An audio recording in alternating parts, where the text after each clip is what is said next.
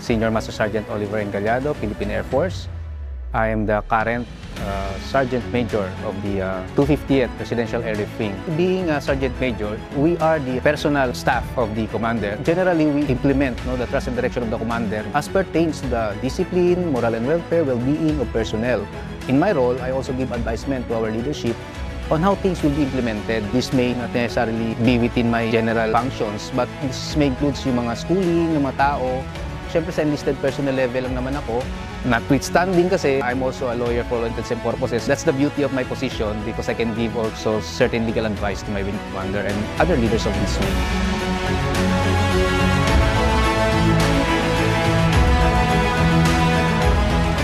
I joined the Philippine Air Force around 19 years old ako. Our house in Zamboanga was not very distant from the camp. I had two brothers in the Philippine Air Force. Unfortunately, they were already deceased, And I had one Philippine Army na kapatid. When I was younger, I was looking at them. Yung pagseserbisyo is something worthwhile to give back to the country. But that was an ideal during we were younger. Pero totoo pala yun. This is one avenue or opportunity for us to really give back to the country. One way of being a good citizen is servicing the country and our people. Ano nakapag-udyok sa akin? Number one, siguro dahil sa exposure. Exposure sa military service. Pangalawa, the opportunity of course and opportunity knocks only once naman daw. I took and grabbed that opportunity na maging sundalo sapagkat I have learned so much, I have grown so much, and the services provide me so much. So I'm very thankful. Yan ang mga bagay na masasabi ko sa serbisyo.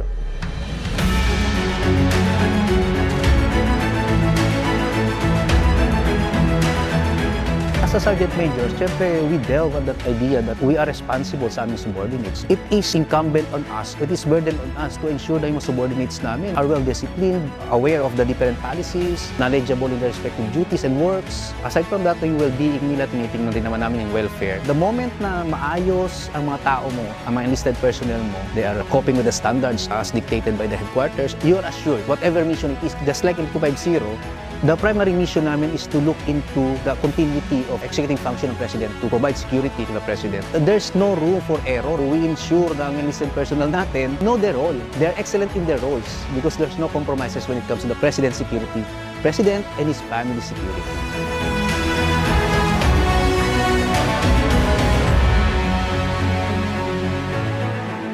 To be able to contribute successfully sa mga mission ng Philippine Air Force, you should be also prepared.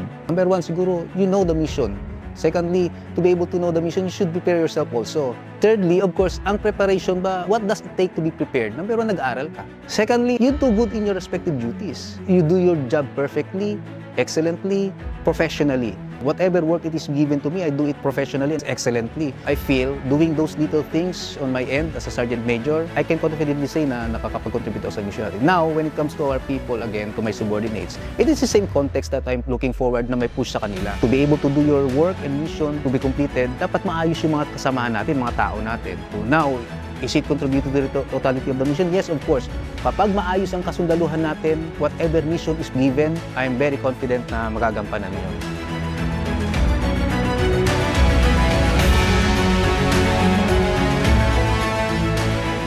It's a good thing, it's a reminder also, pushing forward yung warrior ethos, Aside from INSTEP, INSTEP, yung integrity, service, teamwork, excellence, and professionalism. These things are already embedded naman generally sa atin sa Philippine Air Force. But as to me, it is more of the love of our God, country, and people. At saka yung pagseservisyo, nakasentro yung pagmamahal ngayon. I feel kapag mahal mo yung pagseservisyo, lahat ng values na napag-uusapan natin, hindi mahirap gampanan. Kahit nahirap ka na, kahit ma-deploy ka na dahil sa mahal mo yung serbisyo, yung resiliency will follow. Yung sinasabi nating sacrifices would follow. Dapat matutunan nating mahalin, siyempre yung pagseserbisyo, yung bansa natin, yung kapwa natin, at siyempre matuto tayong tumingala sa Panginoon natin. And everything else will follow.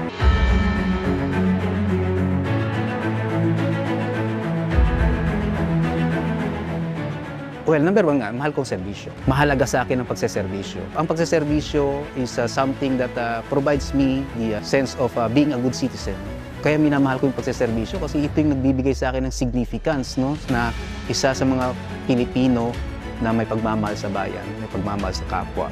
If you would have noticed, we are being pushed to really get closer to God sa pagtatrabaho natin. And I feel ito yung mga bagay na nagbibigay sa akin ng kalakasan para magpatuloy sa pagseserbisyo.